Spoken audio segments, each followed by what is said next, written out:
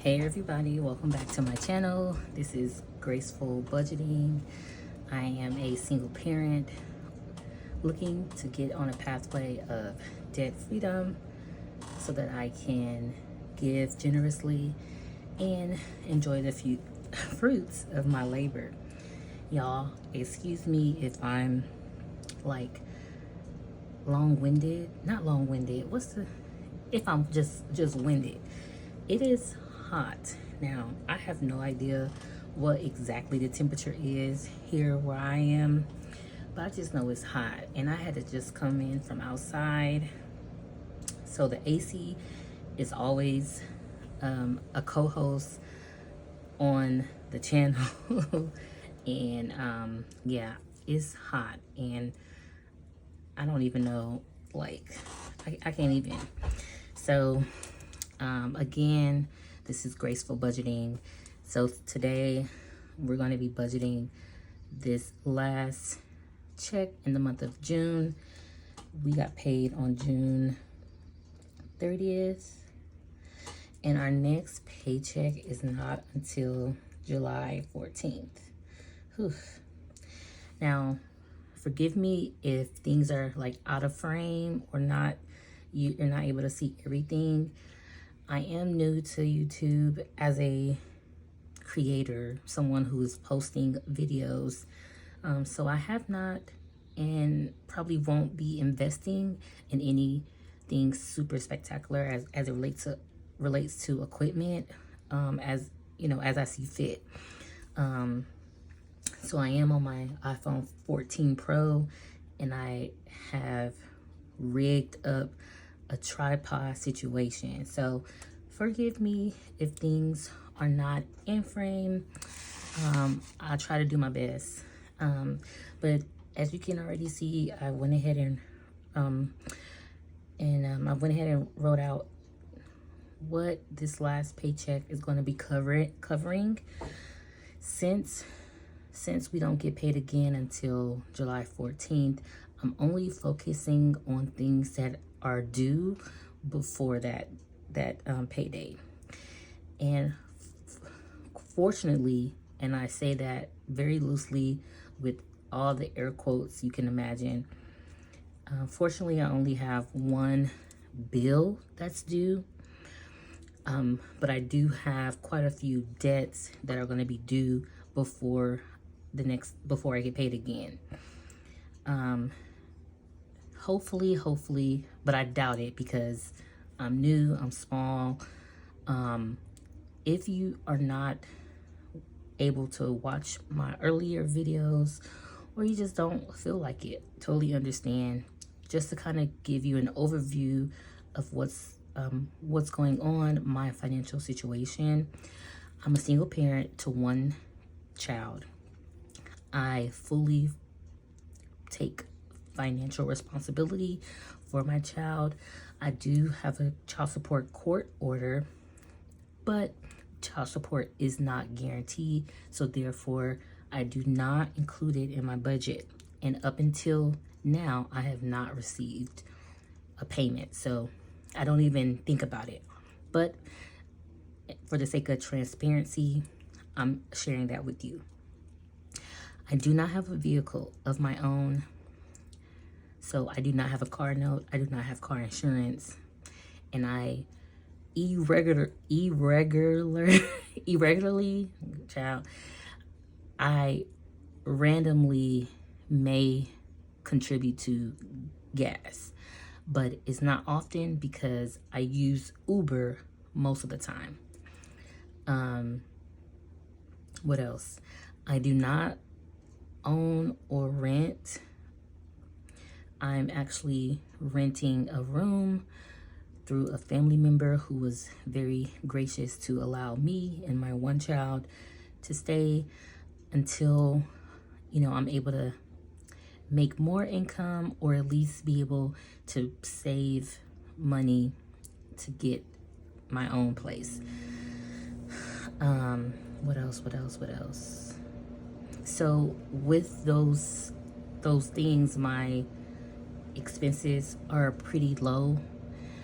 I am in debt to the student loan, and thanks to the Supreme Court, doesn't look like 40 million of us are going to get any type of relief.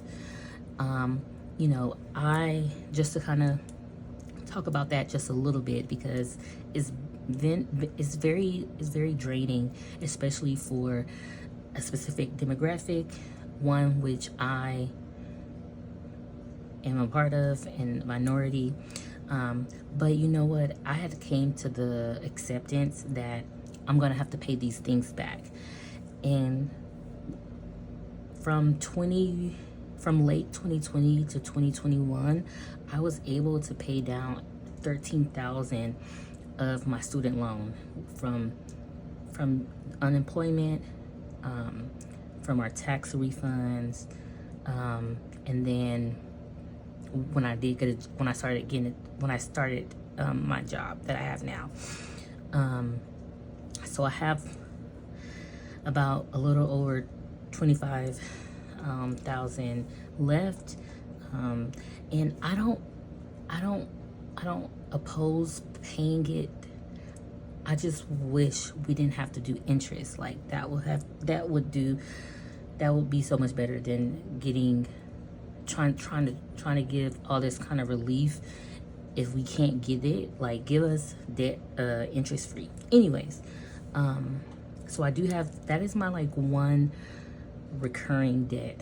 Other than that, I have picked up a couple of things: ER, dental, some therapy, urgent care, and then the devil themselves, Klarna. But this is going to be my last time using Klarna, because I really didn't need it. I think I was just trying to be safe. But anyway, also, I'm low income. Do not be fooled by the 1,500, because it was the last paycheck, third paycheck, the deductions, like the benefits didn't come out. So this is not normal. So also, if you can't tell, I am a parent, because I had to use color pencil to write out the total in red. My child has probably taken my red pen and it's somewhere that it should not be. So cell phone is $133.70. I wish I could get that down, but there's been nothing that I have found to kind of help with that, because I am locked into a contract, so I'm paying on the phone and for a plan. This month, for this last paycheck for June 13th, I'm gonna forego these savings. Normally I put $100 in my child's 529 in their gift account, and then of course I pay like 10% tithes when I can. And then we have a birthday coming up, of course Christmas, and then I have to start budgeting in childcare when it starts back up in August. And that's about $533 a month. But I'm not gonna start that until July. So there will be nothing coming out for savings this month, because I have a stretch here. Now, it's 4th of July weekend. I expect to get some calls, texts, invitations to cookouts. So I'm being generous here with my grocery budget. We do have quite a few things stocked in the refrigerator and the freezer. So maybe later on today, I'll take an inventory of the things that are in there that I can eat throughout the week, me and my kid. So I only budgeted for $125 for groceries. My grocery bills tend to be around the $150, $175. But that's when I'm not intentional about what it is I want to prepare for the week. And since my kiddo will be home for the entire July, and won't be going to childcare, which we provide the lunch as the parent anyway, I'm gonna have to be super intentional. And so what I ended up doing was I just got the 125 out of the ATM machine so that, you know, I don't go over. And I put $30 for quote unquote fun. Again, it's 4th of July weekend. So it's going to be like an extended a few days. One, is hot, right? Second, I don't have my own vehicle. Third, it's hot. So this is really just in case. I'm hoping that I don't have to use it because it's unbearable to go outside, especially with a kid. And this, the ramifications of like these heat waves and heat strokes, and you may think you're fine, but then you know, it's just a lot. So I don't know if I'm going, I hope I don't have to use that. But if I do, it's included in here. So I took out $155 in cash at the ATM machine. In the next couple of, like next week, there is an appointment, and that appointment costs $189. I'm budgeting that straight out, no tipping, no extra, like it's $189 even. So my expenses from now to July 14th are coming up around $344 even. Again, I really hope to not have to go into this cash, and I can just put it back or just, you know, leave it for what I do may need it. But $344 even. Now, these are my debts. So the ER and the dental, I have 2 more payments left of this total. So I combined them. So one is $83.91, and the other is like $84.37. So I have 2 more payments of that. I went ahead and paid that today, actually, this morning when I woke up. And then I also paid my Klarna. I have 2 more payments of $36 as well. And then my therapy and this urgent care random bill came up, and the therapy was $55 even. The urgent care was $15.02. I have completely paid that off. So I should not expect to see any more bills from the therapy session or urgent care. And then y'all, today was the first day since 2021 that I submitted a payment towards student loan. NailNet has my estimated monthly minimum payment at $286.18. Now, I know there's like a way to calculate it, but I don't have the time. I don't want to look at those student loans too long because it's just daunting. I believe I have 4 student loans. 2 that are in the 7,000s, and the other 2 are in like the 5,000s. And I'm still trying to understand NailNet's like how they operate, like how does payments work, because interest, if I'm not mistaken, is supposed to start in August, and then our first payment is going to be due in October.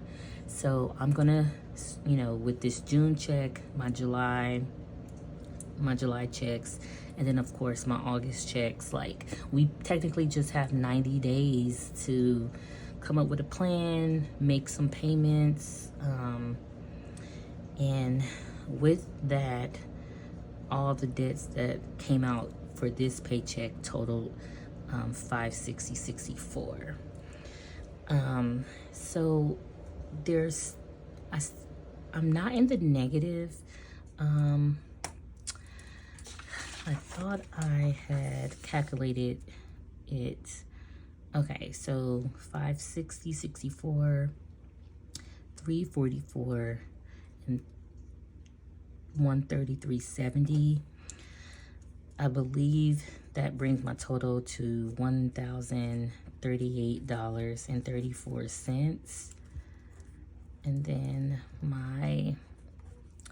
if you can't see me, I'm doing the math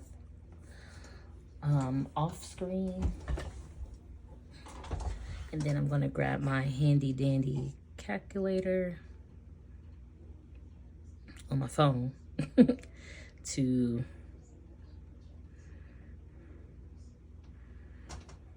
see what I got left.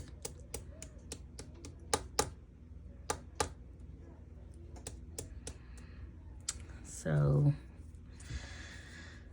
next time I'm gonna be a little more organized, but this is kind of like how things have been going for me. I've just been like super anxious, like, and I hate that feeling. It's really hard trying to not be anxious, especially with like the news that we got this week, and how like the Supreme Court just like, hey, we're gonna drop all these upsets and then kind of get out of here because the people gonna forget because of the long break. But no, like, we remember. So yeah, I think I got the calculations right. So what is going out is a total of $1,038.34. All right, so what came in was the $1,586.93 minus what is going out. So I have $548.59 in the chamber. Now, I've been watching a lot of like zero-based budget videos here on YouTube and TikTok. Oh my God, there's someone on TikTok that I really love. I want to say her name is Sabrina. She has locks, not an ear, but a nose piercing. I believe she's like a recruiter and is in the 100,000, maybe a little over that, annually salary. And she does a zero-based budget and it works for her. And I've been trying to figure out how to do that without going into like a scarcity mindset, right? Because as a single parent who doesn't have a vehicle, who, I'm renting a room. There's so much like unknown. Things could be taken away from me, or I could be inconvenienced like to the max because I don't have reliable transportation. And then, it's just me. It's really, really hard. I spelled base wrong. It's really, really hard to curate a zero-based budget because, yes, every dollar needs a name, but like, what if I put that dollar towards something and then something else comes up? And obviously that's when like a sinking fund comes into play. So my goals between now and July 14th is to look at ways I could have a zero-based budget, but also create a buffer so that if I do name every dollar and something does come up, how I can bounce back because I have a sinking fund. I do have Ally Bank, And I just got hip to the buckets that they have. But if you have Ally Bank, I don't know about y'all, but lately I just feel like their app is just, it's always like, we are not able to show accounts right now. And then I'm just like, listen, I need y'all to show me every time I check in, because I need to know what I got. So I may look into that. What I'm just really focused on is keeping this low. Debt and expenses. Because, y'all, like, one of my goals is, of course, to like be debt free, and that means student loans. And I'm giving myself like 2.5 years to 3 years, like, to knock it out. My second goal is to get more income so that this would be the norm, or even more, because that is what's really keeping me in a scarcity mindset, is that like my pay is it fluctuates based on like hours, things like that. So I need more income. I've been looking, y'all. I've been updating my resume. Like, I feel like I don't know. It's like I use Chat GPT. Now, obviously, I don't copy word from word, bar for bar. If you know that reference, then you're my people. But even with like an up to date resume, I've gotten a few callbacks. But none of them are panning out like making enough, making enough. So it's just a lot. I need to get out of this debt. I need to make more money. I thought about side hustling and like ways to kind of like make some extra money, but I don't have many skill sets that are of a service. Like, some people can do hair, some people clean, some people can bake, throw an event. I don't have those type of skill sets. I tend to like really do well with like customer service, being a team lead, researching, and I feel like a lot of those jobs are just like not available, or when I apply for like a customer success role, I'm just not getting past the interview, or I'm not getting past the application, the actual applying of the job. So I'm not trying to make this video too long-winded, and I'm not trying to make it like a Debbie Downer, but I guess I'm just being like super, honest and transparent. Along with my those two goals, to be out of debt with my student loan and to make more income, I'm kind of in like between a rock and a hard place. And maybe someone in the comments that intentionally is going to watch this video, or someone who happens to come across it and gets to the end or skips through, with the way that things are going with the economy, the housing market, the car market, buying a car, old or used or new. What do you all like recommend? And I have Googled, I've typed in every single format of this question on YouTube, Google, Bing. I searched on Twitter. Having a means of transportation is like essential, especially when you live in a state where I live in, where public transportation is accessible, but the public transportation is not, I don't know the right word, it's not sound. Like it doesn't go into areas of of towns where your job or your school or doctor's appointments are. So like having a vehicle here, and I'll say in Georgia, you have to have a vehicle. But then again, for my situation, I have a growing kiddo, and we share this one room where I also work from home, and it's becoming kind of unbearable because, you know, you're a parent 24/7, 367, not 365, 367. But then you are an employee, and then you are your own individual person, and you're other things to other people, and you want to kind of have some separation.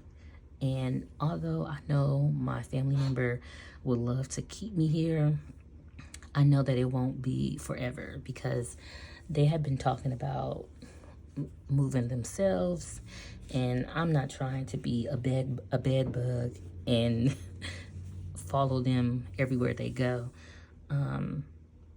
So even though my income is low, I'm sure I could find like a realtor who has resources about down payment assistance, or you know, resources that could be beneficial to me based on my marital status, the fact that I'm a single parent, blah, blah, blah. But I need a car, and I know that it's best to buy the home, and then buy the car. But like, I don't know what to do because I have so many needs that need to be met, and I don't know which one to tackle first. And I feel like I'm rambling, but it's just a lot. Oh my gosh. I was really hoping for some type of relief from the student loan because I just knew, I was just like, we may not get 20, we may get 10, we may get something, and then that could just alleviate just a little bit of anxiety that I have, and then I could feel comfortable like getting into a car or searching for a home for me and my little one so that we can confidently say that we are going home. Like, anyways, y'all, I'm gonna end this and I'm gonna go lay down and kind of just soak it all in. I've already paid everything that I said I was gonna pay. So I paid the $560, I paid the $133. I'm done for the day, y'all. The heat done zapped me out. I wasn't supposed to go on this rant, but I did. Anyways, y'all, I will see you guys back for July 14th. If I come back sooner, it may be an update on some debt. Maybe a card, a free card came into my life. I don't know, but I hope everyone enjoys their holiday week, and keep your head up, y'all. If you feel affected by the rulings this week, keep your head up. We gonna make it. All right, bye.